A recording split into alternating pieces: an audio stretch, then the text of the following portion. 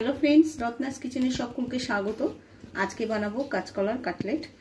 तो तार जोन्नो आमि कि कि निये नियेछि काँचकला, এটা এরকম ভাবে কেটে কেটে নিয়েছি। আর নিয়েছি হচ্ছে এটা কর্নফ্লাওয়ার, এটা নিয়েছি ব্রেড ক্রাম্ব, নিয়েছি আদা রসুন কাঁচা লঙ্কা পেস্ট, নিয়েছি গার্লিক সস, নিয়েছি গোলমরিচের গুঁড়ো, নিয়েছি গরম মশলা, নিয়েছি লঙ্কা গুঁড়ো, লেবু, নুন।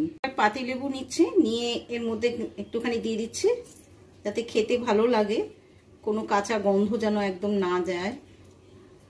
তো পাতিলেবুর রস দিয়ে দিলাম আর দিয়ে দিচ্ছি সামান্য নুন আন্দাজ মতন, প্রত্যেকটার মধ্যে সুন্দর করে মাখিয়ে নিচ্ছি।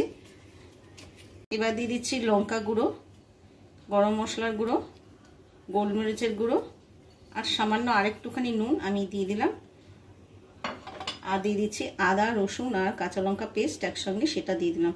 ভালো করে এবার মাখিয়ে নেব। এবার দিয়ে দেবো এই সসটা। এই সসটা হচ্ছে না দিলে কিন্তু টেস্টটা কিন্তু অতটা বাড়বে না, তো আমি দিয়ে দিচ্ছি, আপনারা থাকলে দেবেন, না হলে এমনি যে রসুন আর একটুখানি মাত্রা বাড়িয়ে দিতে হবে। ভালো করে মিশিয়ে নিলাম।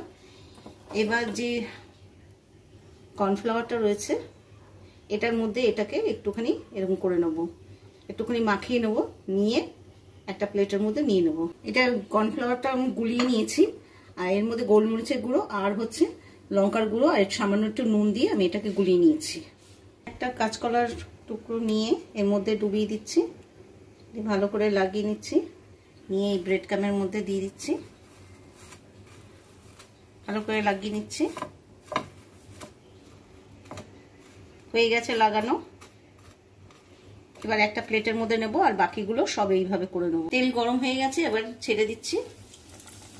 এবার এক পিঠ উল্টিয়ে দিচ্ছি আর গোল্ডেন ব্রাউন করে যেরকম ভাবে ভাজতে হয় ওইভাবেই কিন্তু ভেজে নিতে হবে।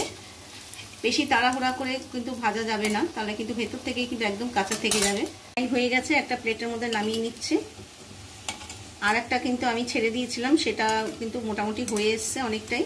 তো আর বাকিগুলো কিন্তু এর মধ্যে ছেড়ে দিচ্ছি। কেমন লাগলো আমার এই রেসিপি? যদি ভালো লাগে অবশ্যই কিন্তু আপনারা ট্রাই করবেন আর শেয়ার করবেন বেশি বেশি করে বন্ধু বান্ধব আত্মীয় স্বজনের সঙ্গে। আর যারা প্লিজ সাবস্ক্রাইব করছেন না, আমার সাবস্ক্রাইব করে আমার পাশে থাকবেন। নিত্য নতুন রান্না যখন রেসিপি ছাড়বো সবার আগে নোটিফিকেশন আপনার কাছে পৌঁছাবে। ভালো থাকবেন, সুস্থ থাকবেন, নমস্কার।